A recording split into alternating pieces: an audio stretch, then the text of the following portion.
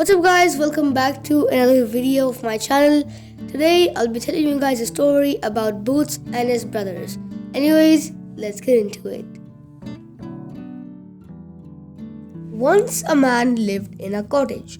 He had 3 sons. They were Peter, Paul and John. John was a Boots. He worked daily. His brothers did no work. The man advised them to go out and earn their bread. He said so because there was nothing to survive at their home. The condition of the family was becoming bad to worse. Everybody was starving to death. The father told his sons about a king's palace on a hill. The place was covered with a big oak tree. The king wanted a well because his neighbors had their own wells. They used fresh water on the wells every day. The king had to face a shame. He declared that the oak tree should be cut down and dug out for a deep well. He said that he would give a lot of money to the man who would cut the oak and dig the well. Nobody performed this work because the palace stood on a hill. The king told about it far and wide of his kingdom. One day the king held his court and told his courtiers to cut the big oak. He further declared that the one who would dig a well would water the hole here. He must have the princess and half of his kingdom. Then a number of young people came to try their luck, but nobody could do so. Everybody tried with all hacking and hewing. The oak became bigger, arid and stouter at every stroke. The rock didn't turn softer either, but was troublesome. Then the 3 sons of the man moved to the king's palace. On the way to the place, John found some devices like a magical axe, magical spade, and a magical walnut. They followed the brook.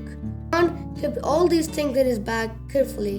When all the 3 brothers were moving on, they were full of ambition. John thought and told his brothers that these 3 devices were the magical things. They had their own use and importance. His 2 brothers laughed at him and avoided his idea without any care.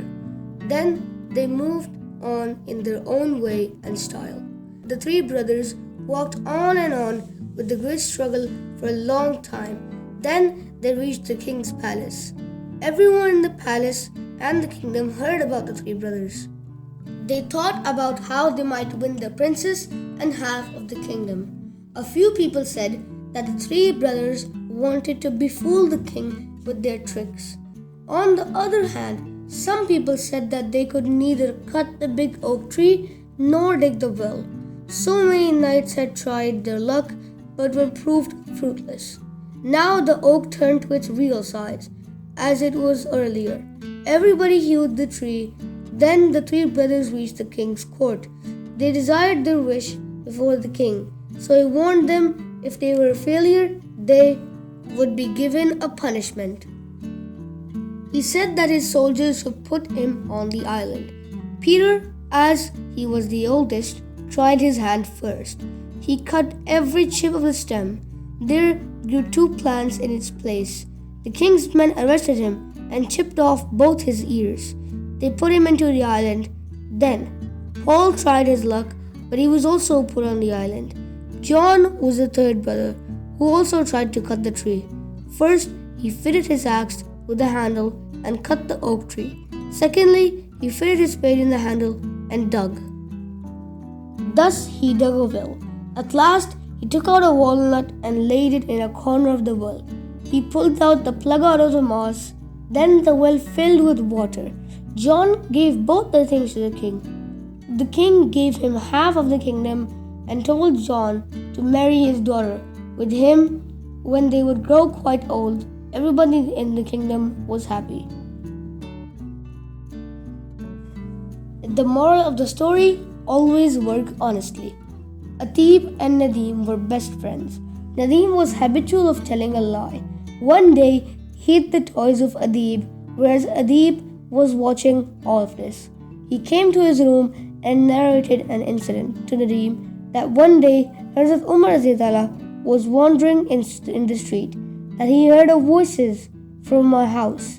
A mother was asking her daughter to mix some water in the milk. The girl replied, "Caliph, had stopped from mixing. The mother said, "Is the Caliph watching you?" The girl said, "The Caliph is not present here, but Allah is watching you." Hazrat Umar became very happy with this girl and the next day gave her a prize. Nadim said sorry for his mistake and Atib moved forward and embraced him.